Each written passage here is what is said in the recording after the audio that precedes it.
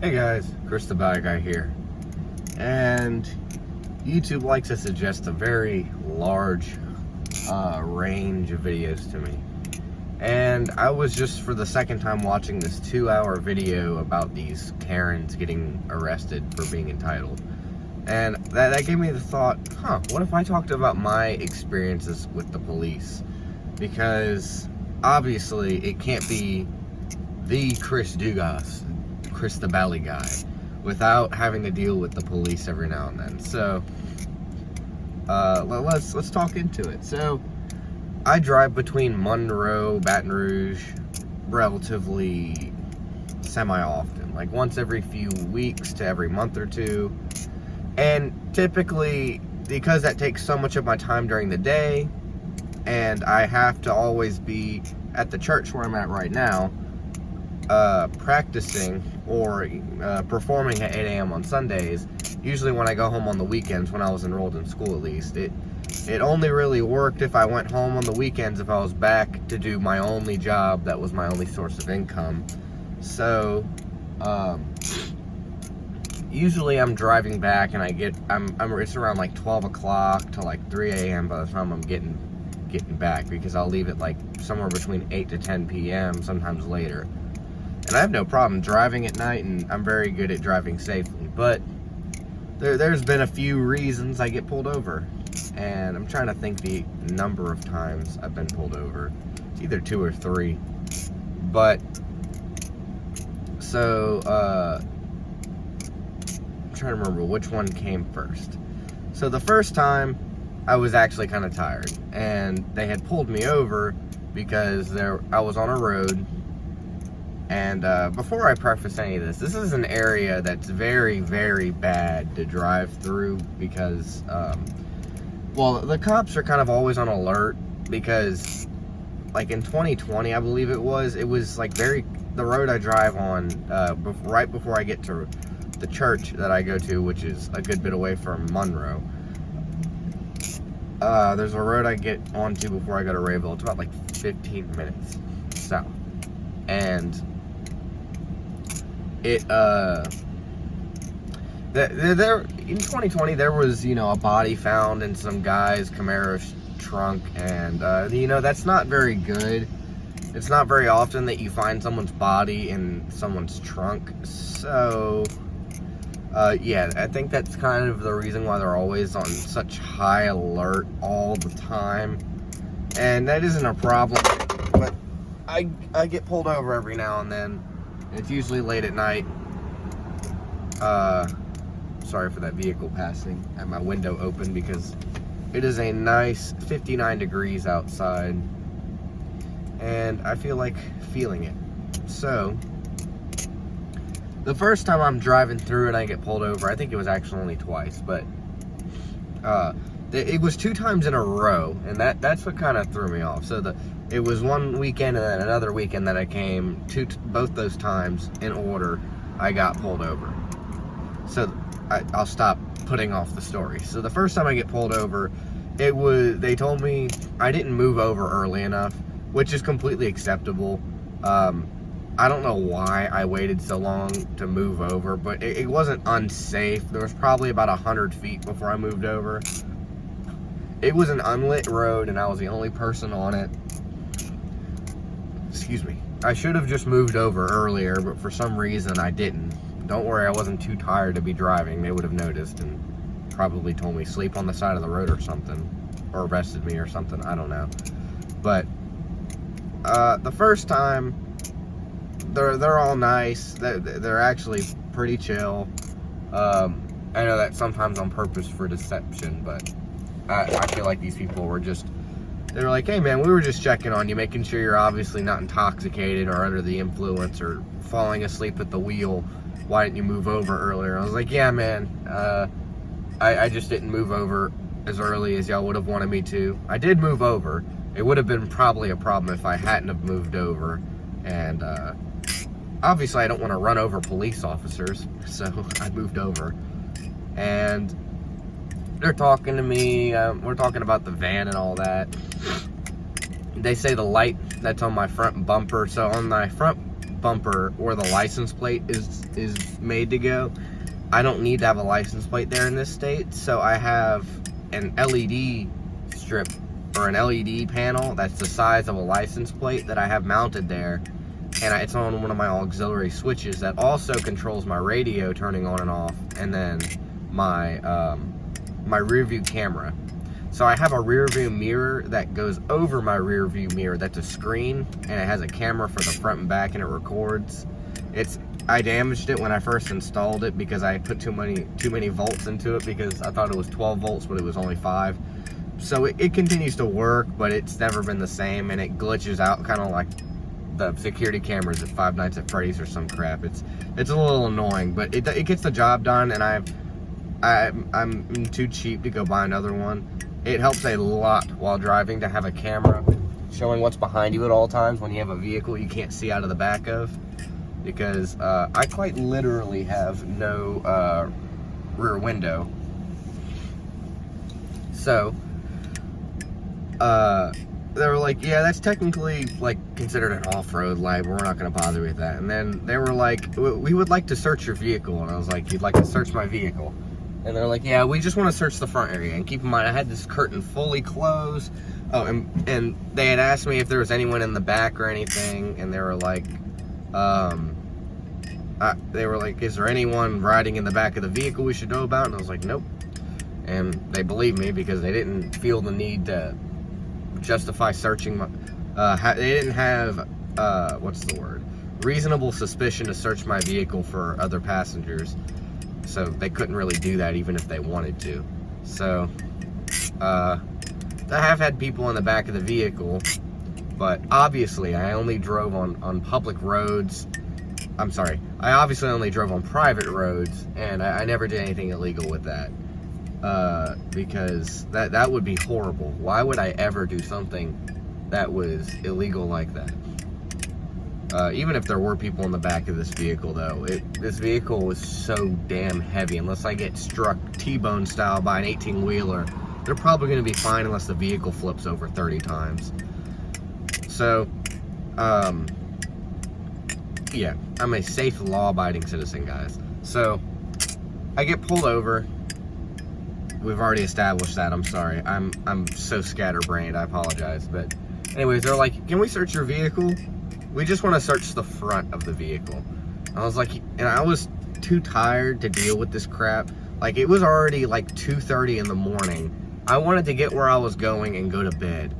And I was like, well, I could very well deny this search, but they may sit here and ask me 30 more questions that I don't feel like answering, that I just want to get on my way. And there's nothing in the vehicle. There's nothing in the vehicle really at all. I mean, there's there's these, but those are in a secret location in a safe. But these are completely illegal. I mean, completely legal in the state of Louisiana to carry. And your vehicle is an extension of your home. So there was nothing illegal about that. They had asked me if there were any weapons in the vehicle, but I had also said no to that, because in my understanding, they say weapons and they assume they mean firearms. But if I don't know, I don't consider these as weapons. So if they for some reason found the need to search the rest of my vehicle and found reasonable suspicion and had the legal right to search my vehicle, and they found those, they're like, oh yeah, those are butterfly knives. Those aren't weapons. And they'd correct me, like, these are actually weapons, sir. You know how bad it is if you lie to an officer or whatever. I was like, I wasn't lying to you, sir. These aren't weapons. These things aren't even sharp. And they'd probably correct me and be like, oh, you can't have these. And I've had interactions with an officer I'll have to talk about sometime, because it was actually pretty embarrassing. I had one of these in the one place you're not supposed to have one of these, which is not an airport, but we'll talk about that later. If this video is running too short, I'll talk about it today, but maybe I'll talk about it later. I'm sure y'all probably want to hear it. So they searched the front area of my vehicle. Keep in mind, it's literally everything in front of this curtain. It's like the front 2-seat cab of a truck amount of area they could search for things. So they look under my seats and all that. And they look inside my center console, which is this really big thing with a bunch of things and all that. They didn't really find anything at all.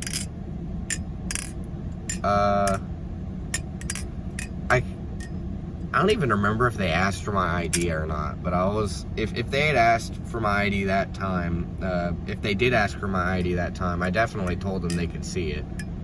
But, I don't know. Rule of thumb, if they haven't given me a reason, like, if they haven't given me a rule that I've broken or a law that I've broken, that I'm going to say, I do not want to provide my ID unless there is a reason that you need to see it, because they don't need that. They don't need that unless you have committed a crime. And if they pull you over and say, oh, you didn't move over quick enough, you know what, that is true. They are suspecting me of the fact that I may be intoxicated. So and then I obviously wasn't. So I mean, I gave it to them, most likely. Keep in mind, I'm very pro-police. I have no problem with police, but you have to know you have to not just throw away your rights just because they're law enforcement officers.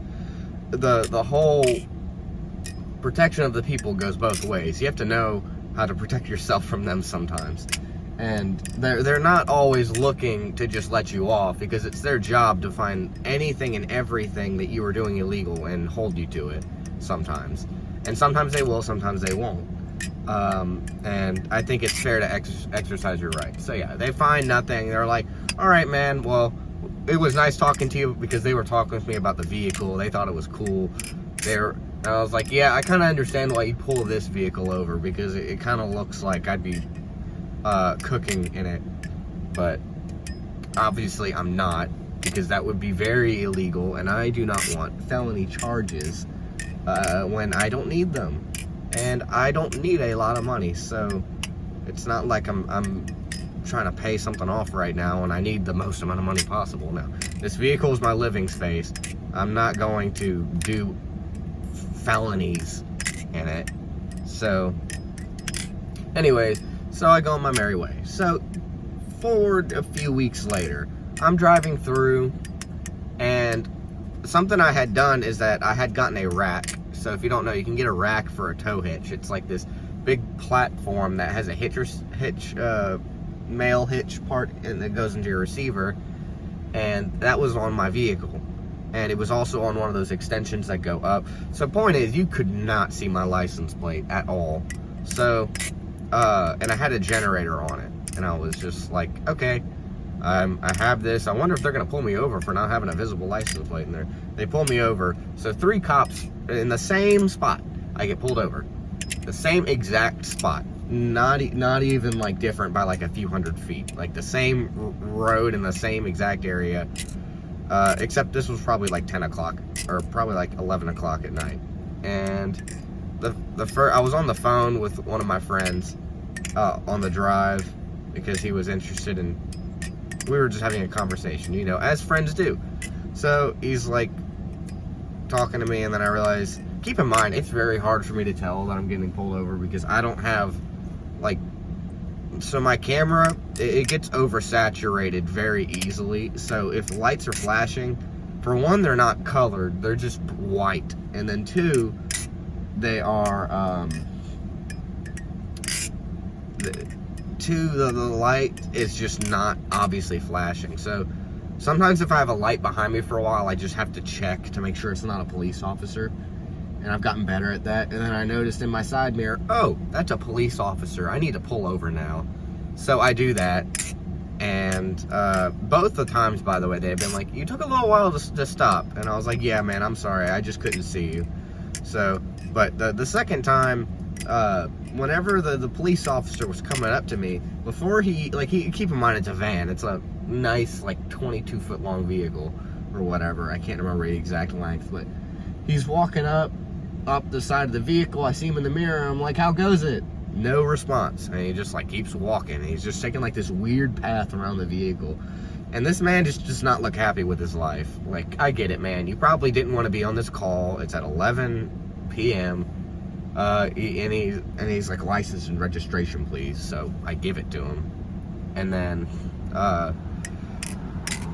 he tells me, you know that your license plate has to be visible at all times, right? And I'm like, yeah, that sounds about right. My bad. I just put that rack on there. I didn't mean to be obstructing anything. And he obviously wasn't like pissed off at me or anything, but he just like did not look all that happy. So I'm being really nice to him. And then these two other cops, I don't know what to describe them, but they reminded me of someone. They were just like, I don't know why. Maybe they were just, they were definitely younger, but they were probably like mid-20s, maybe like early 30s at oldest. And this first cop was probably in his mid-40s. So these two other cops are having a conversation with me like, oh yeah, this is cool and all that. Yeah, this van's pretty awesome and all that. And they're just like having a moment with me, and they're like asking questions like, hey, is anyone in the vehicle back there? I'm like, nah, man. And they're like, oh yeah, that's cool. They're just being bros. And they're both being bros to each other, and then they're kind of just like, hey, we're just kind of having a moment. So the other guy comes back up, and he's like, we would like to search your vehicle. And I'm like, you want to search the whole vehicle? And he's like, I think I said that. He's like, yes. I'm like, I decline the search, officer. And he's like, you decline the search, okay. And he just like looks at me like dead face for like 5 whole seconds. He's just like, all right, well then, you wouldn't mind if we had the canine unit pass around the vehicle a few times to sniff out anything if there's nothing illegal. I'm like, absolutely, officer, there's nothing illegal in the vehicle. And they proceed to do that. They get their dog, and they go around the vehicle 5 times, and it literally takes them about 3 minutes just to go around the vehicle, which, take your time, man, but they're like pushing on the vehicle, and I'm like, oh my goodness, like how hard do you have to search the vehicle? I want to say the dog jumped up a few times. I don't think he actually put his paws on the vehicle, thankfully. Yeah, I don't need the dog scratching up my 31-year-old paint. It's already falling off. I wasn't too worried about it. And after the like 5th time that they pass the vehicle slowly and painfully, they're like, all right. The cop comes with me. He's like, all right, you're free to go. And I'm like, okay. And he just like did not. I don't know what that guy's deal was. I mean, he might have just. But that's funny. There was a truck that just passed me, an 18-wheeler, and it had the spaceship from Star Trek on the trailer. But it wasn't big on it or anything either. It was just like 1/4 of the trailer length. But he's like, I don't know, man. Maybe that cop was just having a rough day, and he's like, oh, I have to do this. I mean, like, all power to you, man. I don't mean to make your day any worse and make you have to pull me over, but it happens sometimes. And I'm sure I wasn't helping by not being able to see him for very much. Keep in mind, I can see vehicles in front and behind me and all around me just fine. I just can't see the color of the lights when it's in my camera, and I have one of those, and I've decided that instead of having a full-sized mirror, like this one right here, you know, that's the normal lens. I function a lot better with this curved one. I forget, convex lens. It's one of those blind spot mirrors, and on the right side, the passenger side, I don't have one. But on the left side, I definitely need it more because you know how blind spots work. And it's actually so good that I can see vehicles in the camera and in that lens at the same time because of just how much overlap it has, and it helps me drive a lot safer. So it's definitely helpful, but it makes it a lot harder to see like specific small things sometimes. Like I can see vehicles just fine, but I struggle to see a cop car every now and then if his lights are flashing at me. Thankfully it hasn't gotten to the point where the cop has to come up beside me and be like, pull over, or has to get on his big intercom, be like, Something County Police Department, pull over. Or it would be parish in this case because it's Louisiana and we have parishes and not counties. But anyways, yeah, so both interactions with officers late at night, just on the side of the road in the same exact spot. They just want to search my vehicle sometimes, I guess, which, I mean, fair to them. I haven't broken any like regulations or laws regarding my vehicle driving back and forth anytime recently, so I guess they haven't had a reason to pull me over. I didn't even see where the other cop came from. He was just behind me for a while, and I was like, oh crap, I need to pull over. But yeah, imagine a police chase in this vehicle. That would go horribly. I saw this video of this Amazon driver that was running from the police in his big Amazon van, and that thing was moving, like swerving and stuff. Like, Mercedes makes a pretty sturdy, untiltable van, I guess, if they're not tilting that thing over. But yeah, that's the story of when I got pulled over twice and they wanted to search my vehicle. I think I'll tell the other story about when I had a ballad song when I shouldn't on another day, on another date. But yeah, I guess thank you for watching and goodbye.